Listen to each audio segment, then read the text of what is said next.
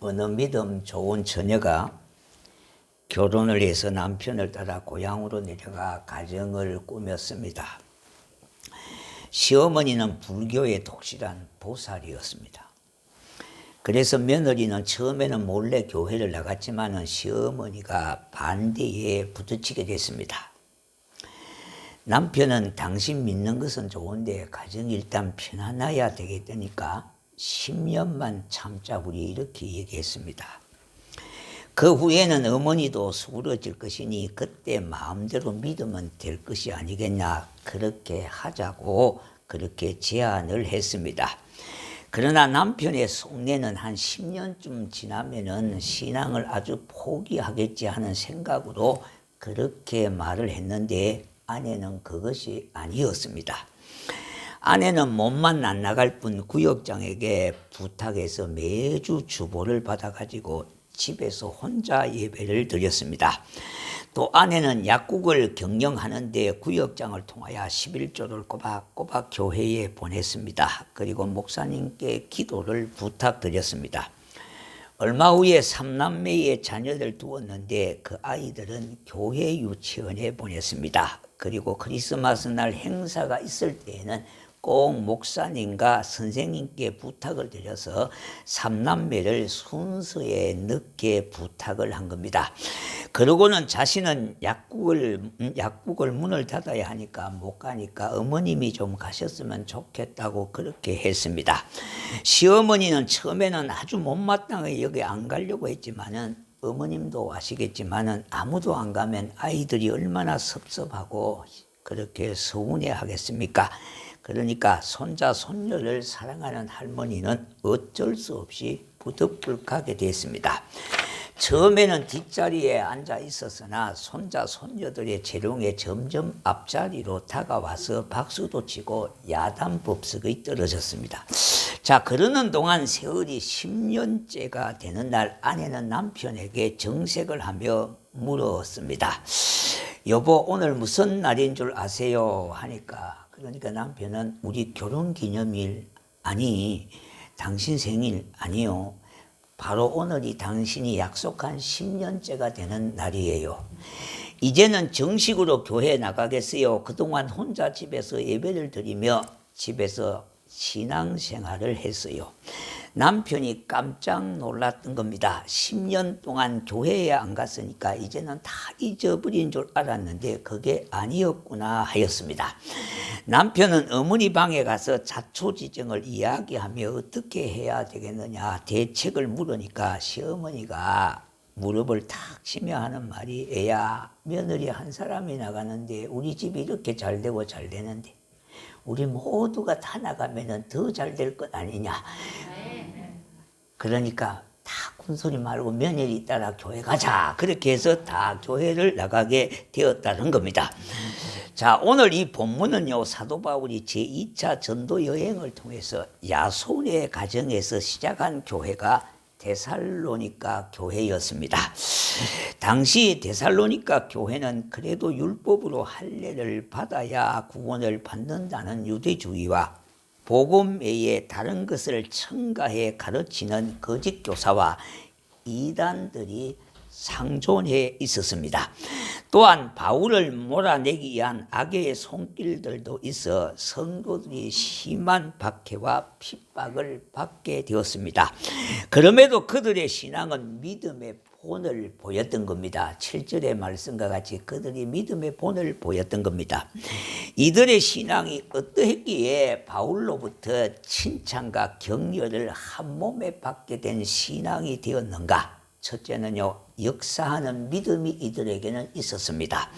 3절에 보니까 믿음의 역사화 했어요. 이는 믿음에는 반드시 실천이 따라가는 열매가 뒤따라야 한다는 그런 말입니다. 믿음으로 하나님께 드리는 예배는 그 열매 중에 하나입니다. 구약시대에는 예배가 제사의 형식으로 진행되었으므로 희생 제물이 반드시 필요했던 겁니다.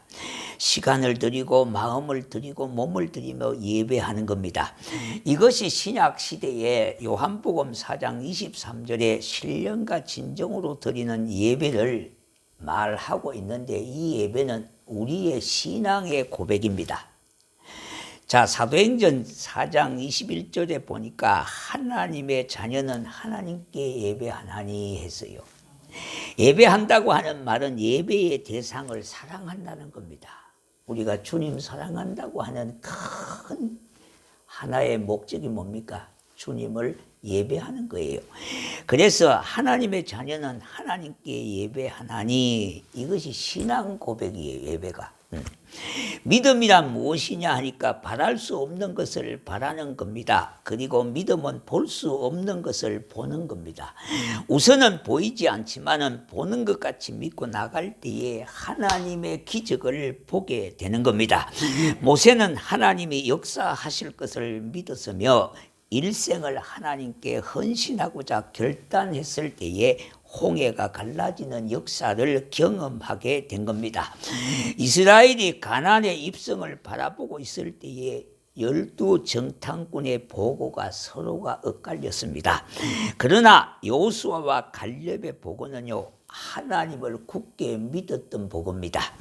하나님이 어떤 분이고 우리에게 약속하신 것이 무엇인지를 알았던 겁니다. 그것이 바로 지금 눈에 보이는 것이 아니더라도 받은 것 같이 믿으며 이루어질 것을 알았다는 것입니다. 이스라엘이 하나님께로 약속받은 가나안 땅에 들어가서도 눈에 보이는 현실은요, 이스라엘을 좌절하게 할 것들이 많았습니다. 왜냐하니까 그 땅은요, 어떻게 보면은 번화한 곳은 아주 번화하지만 아직도 척박한 지역이고요. 또 거기에는 키가 작은 사람도 있지만 키가 장대와 같이 큰 사람도 있고 이래서 자신들이 볼 때는 도저히 뭡니까 감당할 수 없을 만큼 그런 환경과 현실이었어요. 그러니까 현실만 보면은요, 이스라엘이 좌절할 수밖에 없었다 이 말입니다. 그러나 보이지 않는 하나님의 약속을 믿은 여호수아와 갈렙은요, 가나안 땅을 차지할 수가 있었던 것입니다. 그래서 여호수아와 갈렙은요, 이스라엘 백성들과 함께 믿음으로 여리고성을 돌았습니다. 드디어 여리고성은 무너지게 되었던 겁니다. 믿음에는 놀라운 증거를 가지게 되는 것인데 뿐만 아니라 믿음은 객관성이 있어야 합니다. 무엇을 믿느냐는 것이 중요한 것 아닙니까?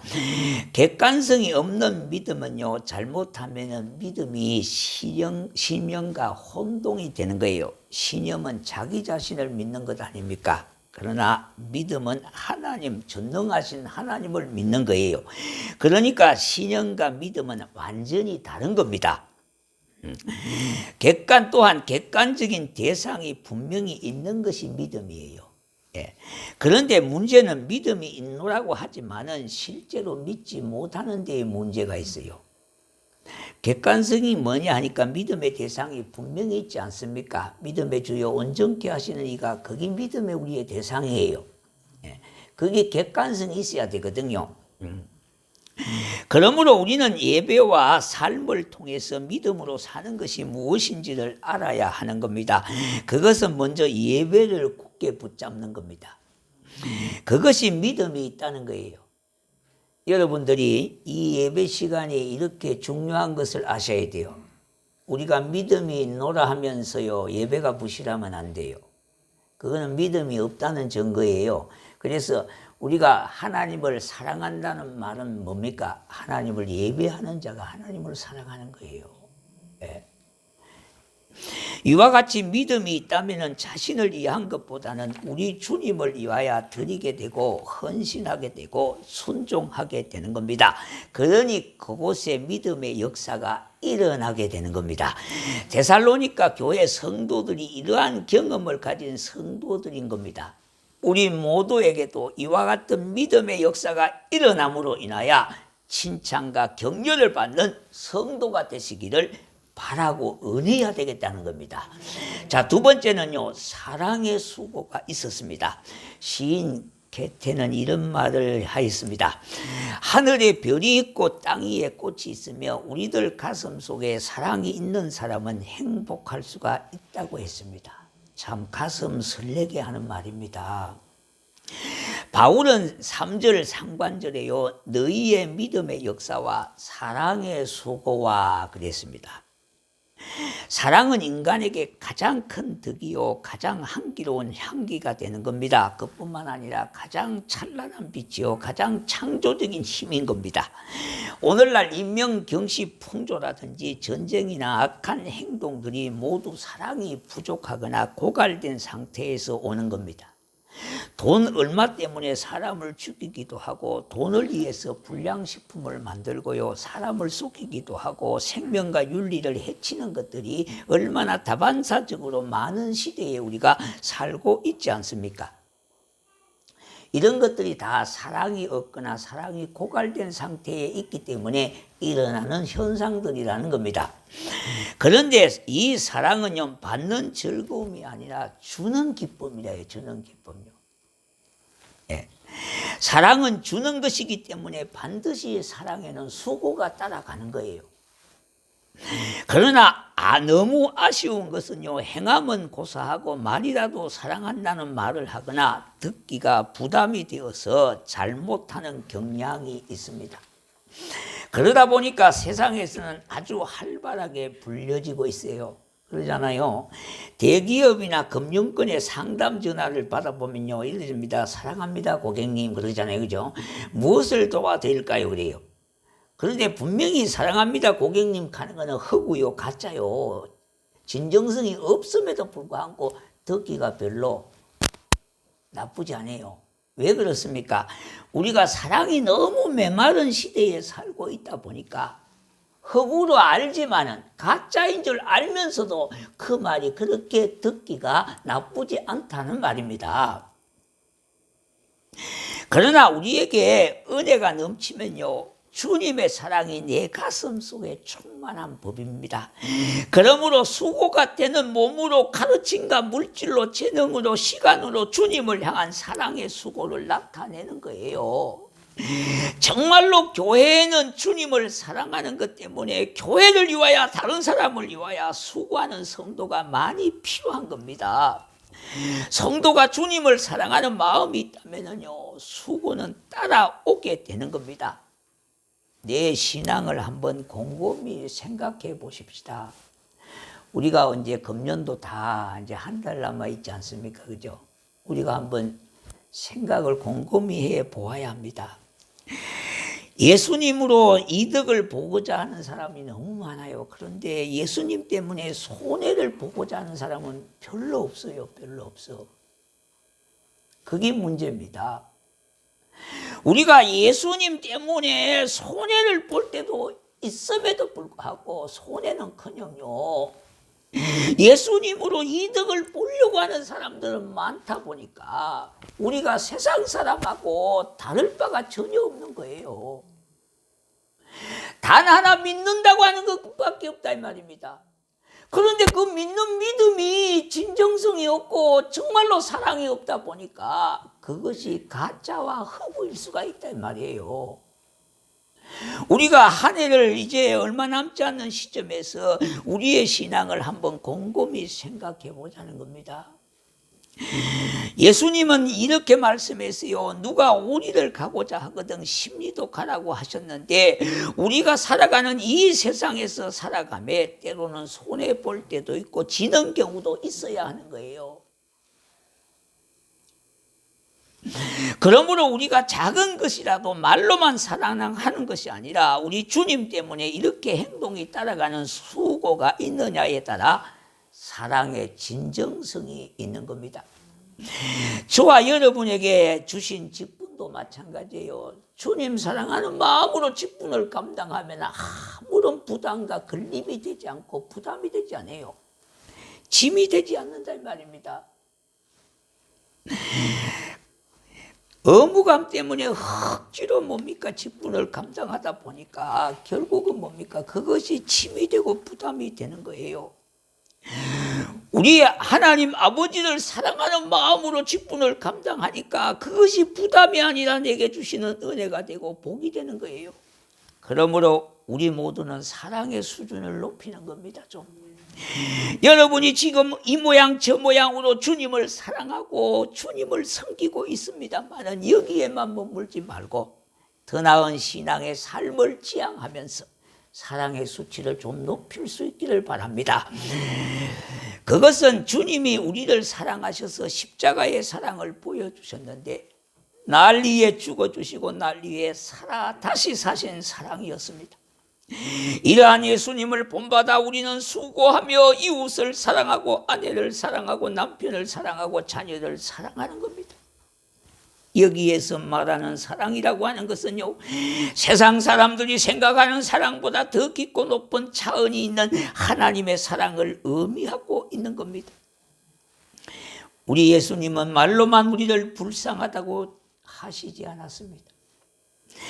정말로 죄악 가운데 빠져있는 저와 여러분을 불쌍히 여기사 몸소 사랑을 실천하셨는데 그것이 십자가의 구속의 사랑이었어요.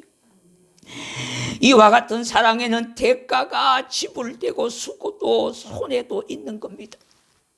이러한 대가를 지불하지 않는 사랑은요, 말로만 하는 포피적인 사랑인 것이며 그것이 자신의 집착이 되는 거예요. 사랑에는 대가가 지불되는 거예요. 우리가 주님을 사랑하노라 하면서도요, 대가를 지불하지 않는다면 그건 사랑이 아니라는 거예요. 세 번째는요, 소망 중에 인내가 있습니다. 바울은 사랑의 수고에 의해서 3절에 보니까 우리 주 예수 그리스도에 대한 소망의 인내를 우리 하나님 아버지 앞에서 끊임없이 기억하미니 했습니다. 내게 주어진 환경이 아무리 어렵고 힘들다 하더라도 내일은 오늘보다 낫고 다음 달은 이달보다는 나아질 것이며 하는 소망을 가져야 하는 겁니다. 그뿐만 아니라 장차 맡게 될 하나님의 나라의 영광을 생각할 때에 비바람치는 환경을 바라보지 않고 인내할 수가 있는 겁니다. 그러한 소망은 아직 이루어지지 않았기에 참아 기다리는 인내가 필요한 거예요. 이러한 소망들이 데살로니가 교인들에게 있었다는 거예요. 이것이 바울에게 칭찬을 받았고 격려를 잊게 한 것입니다. 베드로전서 1장 3절에 우리 주 예수 그리스도의 하나님 아버지 하나님을 찬송하리로다. 그의 많으신 긍휼대로 예수 그리스도를 죽은 자 가운데서 부활하게 하심으로 말미암아 우리를 거듭나게 하사 산 소망이 있게 하시며 했습니다. 성도는 예수 그리스도에 대한 소망이 분명해야 하는 겁니다. 그리스도는 우리의 산 소망이요 영원한 소망이 되시는 분이십니다. 하나님은 그리스도께 소망을 둔 자는요 사방이 우겨싸임을 당했다 할지라도 인내할 수가 있는 겁니다. 우리 하나님은 언약을 굳게 잡고 살아가는 사람들을 통하여 하나님 자신의 약속을 이루어 가시는 분이십니다. 갈렙이라고 하는 사람이 있었잖아요. 그런데 그는 85세 때에 아낙 자손이 사는 산지를 정복했습니다. 이 산지를 내게 달라고 그러지 않았습니까? 그런데 이 약속은 40년 전에 약속되어진 약속인데 그것을 굳게 믿고 이 산지를 내게 달라고 그렇게 기도했던 겁니다. 그러니까 그렇게 믿고 기도한 갈렙을 통해서 하나님은 그 약속을 이루어 가셨던 거예요. 인간은 소망을 가지는 존재이기 때문에 소망을 먹고 사는 겁니다. 하나님께서 우리 아름다운 교회에 5대 비전을 주셨는데 그 비전을 약속으로 굳게 믿고요. 여러분이 기도하면 그 약속을 통해서 나를 통해서 그 약속들이 이루어 가시는 것을 보게 될 것입니다. 그러니까 약속을 굳게 붙잡고 뭡니까? 소망 중에 인내하면은 하나님은 때가 되면은 그 약속을 나를 통해서 이루어 가심을 굳게 믿으셔야 돼요. 이게 믿음이에요. 지금 당장 뭡니까? 현실은 보이지 아니하고 이루어지지 않았다 하더라도 약속의 말씀을 굳게 붙잡는 자를 통하여 하나님은 그 약속을 신실하게 이루어 가시는 좋으신 하나님이라는 겁니다.